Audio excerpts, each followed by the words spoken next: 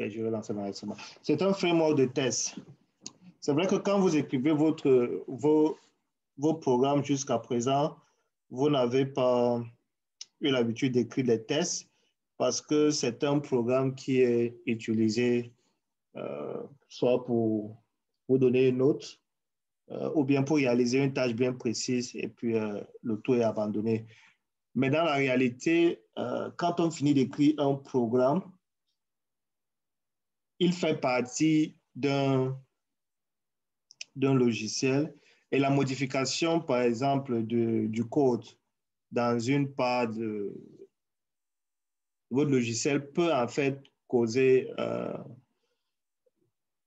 un problème dans une fonction que vous avez écrite. Okay? Et faire des textes manuels n'est pas évident parce que vous n'allez pas toujours vous rappeler que cette fonction a mérite d'être testée lorsque lorsqu'une autre fonction a été modifiée. Par exemple, vous avez deux fonctions A et B. La fonction A dépend de la fonction B et vous avez modifié la fonction B. Quel est le comportement de la fonction A face à cette modification? Donc, en tant que programmeur, lorsque c'est quelques fonctions, vous pouvez le tester manuellement. Mais lorsqu'on a un très gros, un logiciel à développer, il est conseillé d'automatiser vos tests. Okay. Donc, en Java, le framework qui est en fait conseillé, c'est JUnit. C'est vrai qu'il y a d'autres frameworks comme Sprint Test qui en fait se basent également sur JUnit. Donc, il y a différents frameworks pour cela. Donc, vous avez ici JUnit 5, tout simplement parce qu'il y avait JUnit 4, donc JUnit 4. JUnit 4 est, je crois, ça fait plus de 10 ans. Ça fait déjà plus de 10 ans. Et du coup, il ne supportait pas les nouvelles techniques de Java parce que Java, en tant que langage de programmation, a évolué pendant ces 10 ans. Et la technique de conception de JUnit ne pouvait pas supporter les nouvelles technologies qui étaient ajoutées aux différentes versions de Java parce que Java avait évolué. Il y a ce premier aspect. Le deuxième aspect, c'est que JUnit est en fait open source et il est en fait gratuit. Et donc, c'est une communauté de développeurs qui contribuent au code. C'est-à-dire, le code est disponible, par exemple. Là, si je clique sur GitHub, en allant sur GitHub, voici en fait le code de JUnit. Donc, ce code est disponible et vous voyez qu'ici, il y a en fait 66 contributeurs. Ça veut dire qu'il y a en fait 161 personnes qui contribuent gratuitement à maintenir ce code-là. Donc, du fait de la gratuité de JUnit, il n'y avait pas des développeurs en fait qui étaient prêts à inclure dans ce framework-là les nouveaux développements du langage Java. Okay? Et il y avait aussi la nécessité de changer carrément le paradigme parce que à cause de ces évolutions. Donc, ce qui s'est passé, c'est que quelques développeurs core, c'est-à-dire que les développeurs, les principaux développeurs de JUnit ont lancé une demande de financement. Okay? Ils ont posé le besoin de changer carrément de paradigme et puis d'avoir des financements afin de recruter des personnes qui pourront travailler en temps plein sur le développement de JUnit. Donc, à partir de ce lancement de demande de financement, vous avez les sociétés comme JetBrains, OK? Vous avez ces sociétés-là en fait, voici quelques grandes sociétés qui ont décidé de contribuer pour que la version de JDK puisse passer à... La version de JUnit 4 puisse passer à JUnit 5. Donc, vous voyez ici, JUnit 5 is the result of JUnit Lambda and its crowdfunding campaign. Et donc, ils ont en fait lancé une campagne de funding et le résultat, ça a donné naissance à la version 5. En fait, la version 5 n'est pas, on ne dirait pas une amélioration de la version 4, c'est le concept a complètement changé. Le concept a complètement changé et la syntaxe a aussi changé. Mais ce qui est intéressant, c'est que dans la version 5, ils ont quand même laissé ils ont donné la possibilité aux programmeurs de continuer à exécuter leur code qui avait été développé sur la version 4. Okay, donc, en quelque sorte, c'est comme ils ont créé un sous-paquet qui s'occupe de maintenir cette compatibilité-là. Okay. Donc, vous avez, je crois que je vais peut-être ouvrir la user guide. C'est pour... donc, ça, c'est JDK. Et puis, OK, ici, vous avez JUnit 5, c'est la combinaison de... J'espère que vous voyez ma page web.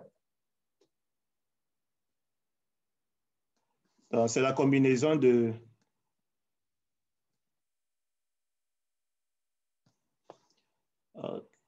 oh, ça, c'est autre moment. Donc, JUnit 5, c'est la combinaison de JUnit Platform et la combinaison de JUnit Jupyter, combinaison de JUnit Vintage. OK, c'est en quelque sorte, vous avez JUnit Platform qui sert de plateforme à JUnit Jupyter et puis JUnit Vintage. C'est-à-dire que c'est un peu comme le container où va s'exécuter vos tests. Okay? Donc, JUnit Platform, c'est ce qui contient le cœur même de la plateforme. Et JUnit Jupyter, c'est en fait l'API qui sera utilisé pour tester vos fonctions. Donc, JUnit Jupyter va vous donner un ensemble de fonctions que nous allons voir qui permettent de tester vos fonctions, vérifier si vos fonctions sont correctes ou pas. Et JUnit Vintage, en fait, c'est celui-là qui contient l'environnement de JUnit 4. Okay? Donc, c'est dans JUnit Vintage qu'il y a la plateforme qui permet de supporter les instructions de JUnit 4. En plus de ces trois composants, vous avez la possibilité d'étendre JUnit à votre propre API. C'est vrai que certaines grandes sociétés écrivent en fait une autre API qui va s'exécuter au-dessus de la plateforme fournie par JUnit. Donc, JUnit va un peu, en quelque sorte, servir comme la machine virtuelle sur laquelle vos codes de tests vont s'exécuter. On va donner quelques exemples de API qui peuvent être utilisés là. Okay? Donc, bref, ça, c'est l'aperçu de JUnit. Et la nécessité de faire le test intervient dans le sens où, je l'ai déjà dit, on teste une fonction une seule fois, mais on ne sait pas ce qui va se passer plus tard lorsqu'on ajoute plusieurs fonctions. Donc, l'objectif, la raison pour laquelle on crée des tests, c'est beaucoup plus pour s'assurer du futur, du bon fonctionnement de votre fonction dans le futur. Voilà, c'est important. Donc, à l'instant où j'écris la fonction, je peux vérifier si ma fonction marche ou pas. Et vous allez vous demander pourquoi écrire un texte. Donc, pour cela, en réalité, on l'écrit parce qu'on envisage son bon fonctionnement dans le futur. Si vous avez plus de 100 fonctions, vous n'allez pas à chaque fois faire des vérifications manuelles euh, pour, avant de publier votre application. Et l'avantage aussi de faire les tests automatiques, c'est que vous pouvez distribuer dans un environnement, euh, dans un environnement de développement avancé normal, vous pouvez distribuer ces tests-là sur plusieurs machines. Okay? Donc, on ne fait pas. Une fois qu'on a codé, on peut distribuer ces tests-là sur plusieurs machines. OK. Si vous avez une question particulière sur cet aspect de tester son application, donc c'est en fait l'une des phases du développement de votre logiciel. Lorsque vous voulez faire, lorsque vous avez fini de développer un module, vous devez tester le module, qu'on appelle des tests unitaires. Après avoir testé chaque module, lorsque vous mettez les modules ensemble, vous faites un test d'intégration en utilisant toujours JUnit.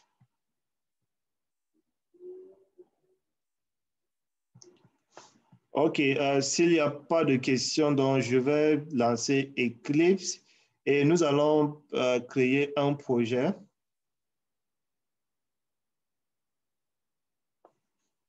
Je pensais à utiliser simplement Eclipse, mais je veux profiter de cette séance pour vous présenter l'utilisation de Maven. Je ne sais pas si vous avez déjà utilisé cela. Okay. En fait, vous pouvez utiliser Maven ou bien vous pouvez utiliser Gradle. OK. Donc, bref, puisque nous allons utiliser, la librairie JUnit, c'est-à-dire que c'est en fait une dépendance qu'on va ajouter dans notre code. L'approche traditionnelle d'ajout d'une dépendance dans votre code, c'est de télécharger le fichier .jar. Pour ceux qui ont déjà fait le cours de PO1, vous téléchargez le fichier .jar et vous ajoutez le fichier .jar dans votre projet afin d'avoir accès aux fonctionnalités qui sont disponibles dans le fichier .jar. Un exemple très simple serait de dire, supposons qu'on souhaite accéder à une base de données MySQL. Si vous êtes peut-être base de données MySQL.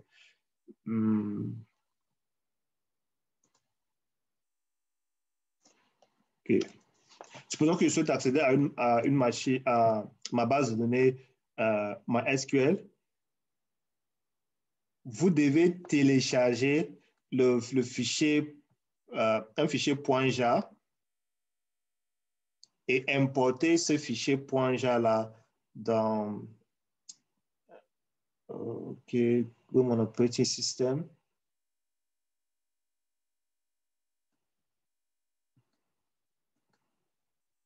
OK.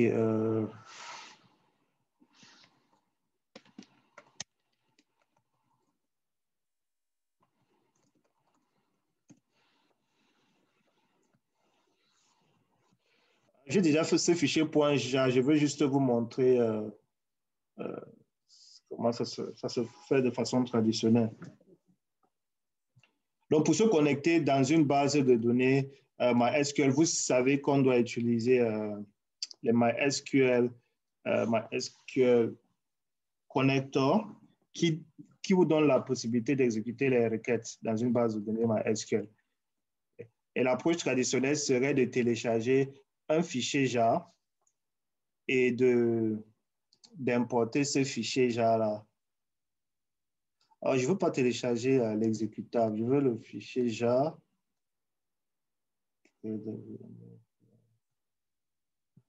Pourquoi est-ce qu'il ne me donne pas la possibilité de télécharger ça?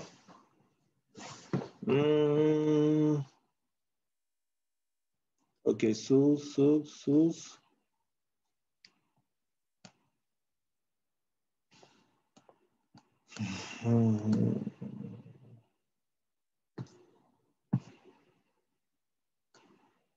Bon, je vais prendre le fichier JAK que j'ai déjà ici sur cette machine. J'espère que je vais retrouver ça.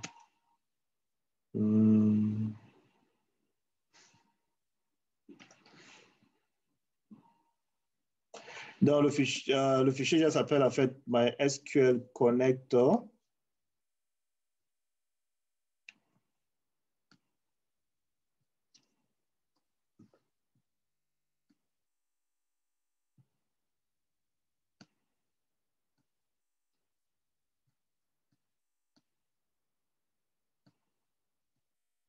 OK, on va revoir ça dans le cours de PO. Mais ceux qui l'ont déjà fait, supposons que j'ai mon projet et je souhaite accéder à la base de données, ce que je dois faire, c'est ajouter le package en fait, qui gère les bases de données MySQL. Et ce package-là, vous pouvez le télécharger en ligne. Pour MySQL, il s'appelle MySQL Connector. Et ce qu'on fait, on fait un clic droit et puis on cherche Java Build Path. Et dans Java Build Path, on vient dans Add External Jar. Et puis, on choisit, normalement, en fait, je l'ai déplacé. Donc, il y a MySQL.jar là que vous pouvez importer, apply et puis close. Bon, je présente juste ça et puis ce qui se passe après avoir ajouté votre MySQL jar, vous pouvez en fait faire appel à des fonctions, ouais, par exemple, la fonction MySQL ou bien la fonction statement, ici, fonction statement pour exécuter une requête SQL, ainsi de suite. Okay. Ouais, en fait, ces packages-là ne sont pas disponibles dans la version de Java. Puis il faut absolument l'importer dans un fichier Java. OK, cette approche-là marche, mais le souci, c'est que si vous avez plusieurs dépendances, vous n'allez pas chaque fois aller télécharger la dépendance et puis déposer. Et il se peut qu'il y ait plusieurs versions de dépendance qui soient incompatibles. OK? Donc, plusieurs versions de plusieurs dépendances qui soient incompatibles. Donc, pour gérer cela, il y a, je crois qu'une personne est en train de... OK.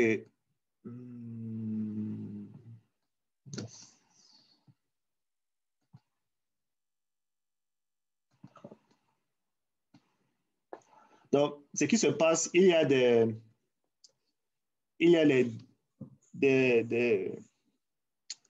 disons, des utilitaires qui sont utilisés afin de gérer vos dépendances. Dans un programme, vous pouvez avoir plusieurs dépendances.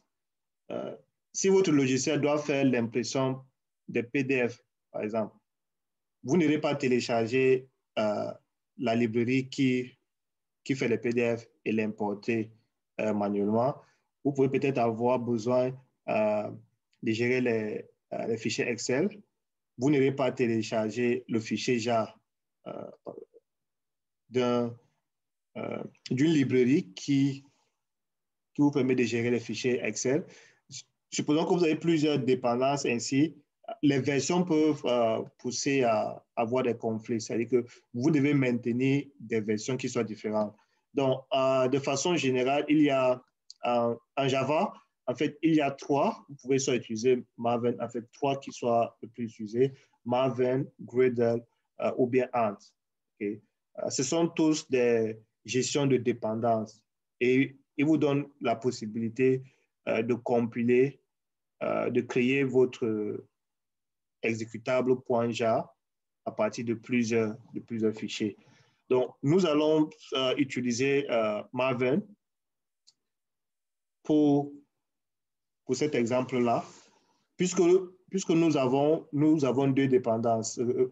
Remarquez que nous avons dit qu'il y a que JUnit est composé de 3 packages là. Vous avez le JUnit Platform qui offre le conteneur, en fait, la plateforme où les tests doivent s'effectuer.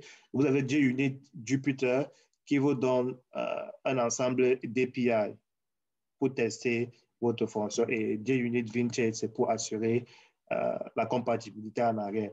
Donc, puisque nous avons deux dépendances à ajouter, au lieu de les télécharger manuellement et importer ça chez Eclipse, comme je viens de présenter là, nous allons plutôt utiliser Maven et laisser Maven gérer les dépendances. Et ça permet d'introduire aussi à l'utilisation de Maven. Vous pouvez donc lire là sur les sites web afin de connaître la différence qui existe entre les deux. Actuellement, les plus utilisés, c'est Gradle ou Maven. Ant n'est pas vraiment utilisé. Je veux un peu... OK, là, vous avez... ça, c'est la durée.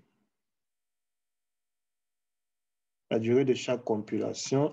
La comparaison en termes de Gradle et puis Maven. La flexibilité, la performance, user experience, la gestion des dépendances, et puis next step. Si quelqu'un a fait...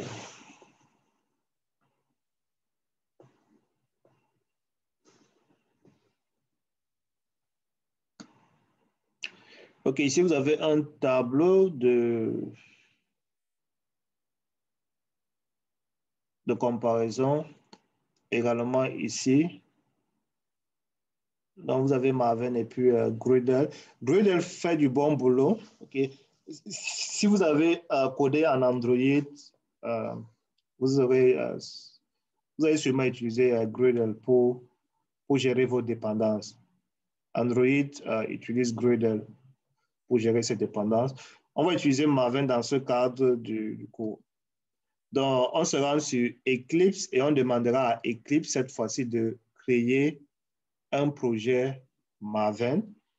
Et puis, nous allons ajouter nos deux dépendances qui sont JUnit Jupyter et JUnit Platform.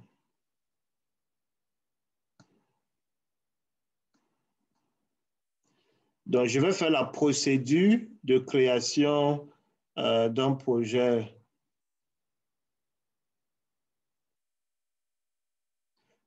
Maven et puis je vais vous laisser le temps de reproduire ce que nous avons fait là.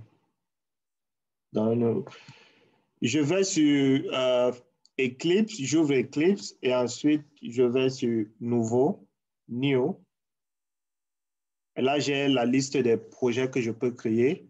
Ou bien je fais un clic droit sur mon explorateur, Explorer de Eclipse et je vais sur New. Vous pouvez créer un projet, vous pouvez créer un package, vous pouvez créer une interface. Vous voyez que dans cette liste-là, vous n'avez pas déjà un projet Maven. Vous pouvez pas, la liste ne contient pas encore votre projet Maven. Vous pouvez aller sur Other. Et puis là, j'avais déjà créé un projet Maven dans le... Donc, ici, vous allez avoir un certain nombre de dossiers là.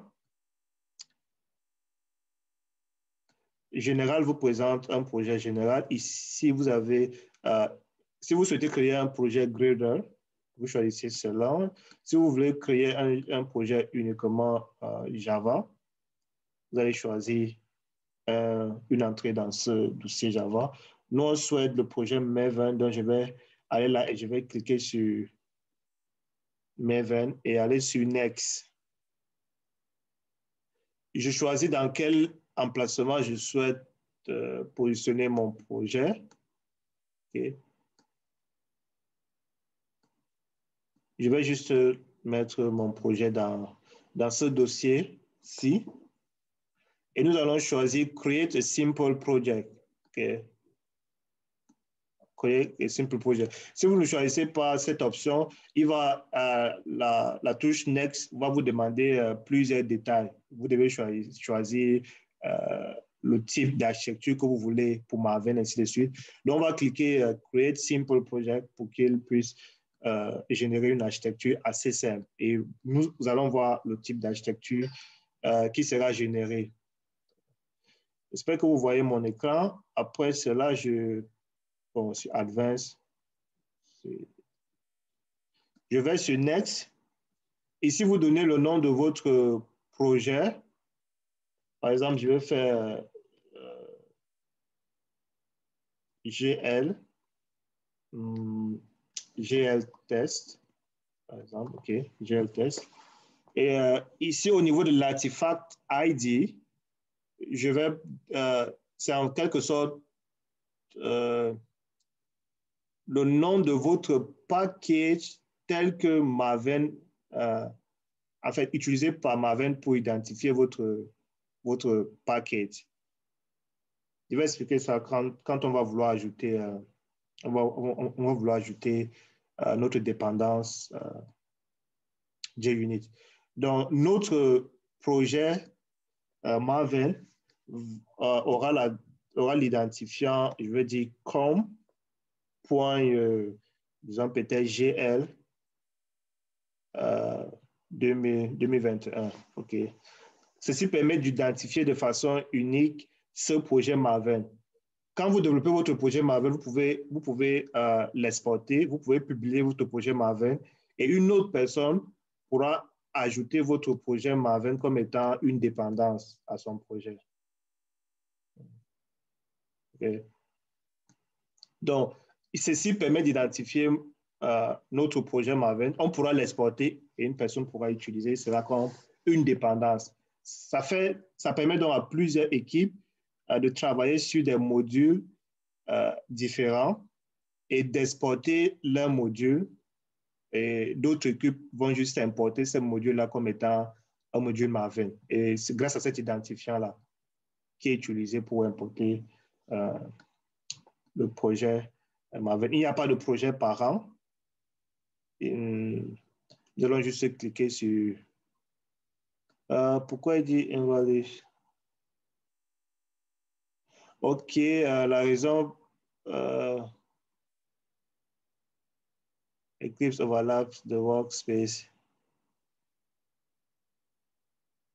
OK, je crois que c'est parce que j'ai déjà un projet qui s'appelle... je vais juste changer le nom de...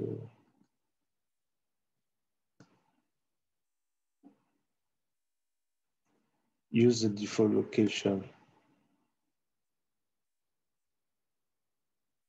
OK.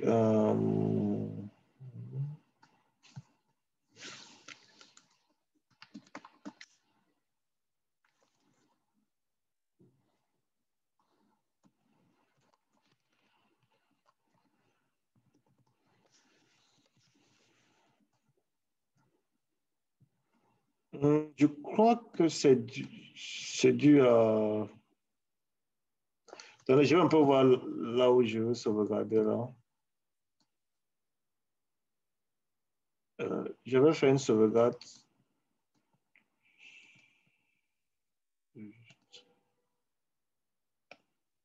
OK.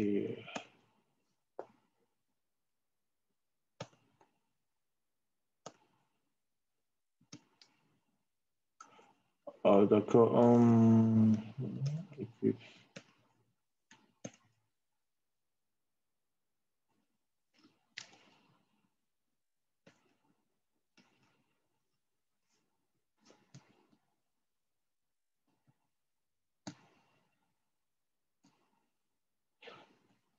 OK, je dois supprimer celui-ci se trouve dans quel paquet?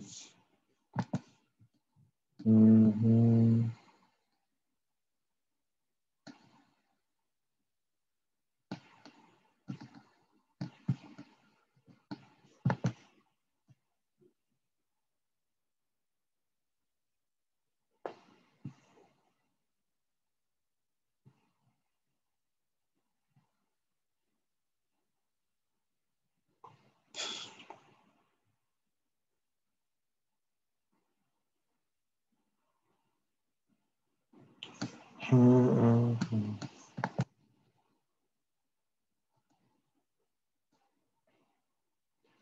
Eclipse Workspace et puis PE1. OK.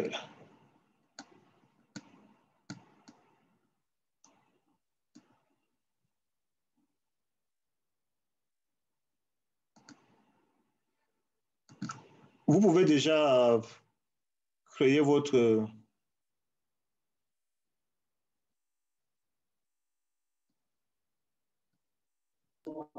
Monsieur, qu'est-ce que vous demandez? On n'a pas entendu.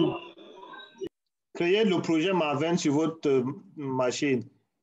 J'essaie de créer le mien ici. Je vais juste... je vais déplacer...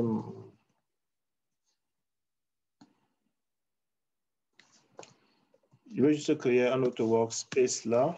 Et puis là, je vais avoir GL. OK.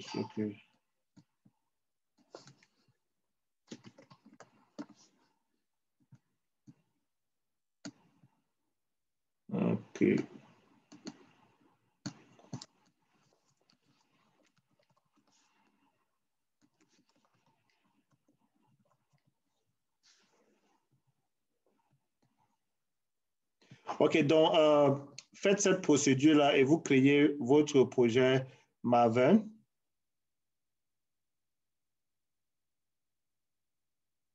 En fait, j'ai supprimé quelques informations. Je vais devoir relancer mon Eclipse. OK?